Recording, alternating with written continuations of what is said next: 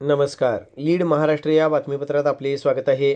कौलापूर येथील विविध विकास कामांचा आमदार डॉक्टर सुरेशभाऊ खाडे यांच्या हस्ते 27,75,00,000 रुपयांच्या कामांचा लोकार्पण व भूमिपूजन सोहळा संपन्न झाला. पिण्याच्या पाणी पुरवठा योजनेचा भव्य लोकार्पण 21 कोटी. कौलापूर येथील ग्रामदैवत श्री सिद्धेश्वर मंदिर परिसर विकास भूमिपूजन 4 कोटी. कौलापूर गावचे तळे सुशोभीकरण लोकार्पण 2,50,00,000. कौलापूर गावातील अंतर्गत रस्ते काँक्रिटीकरण करणे 25 लाख.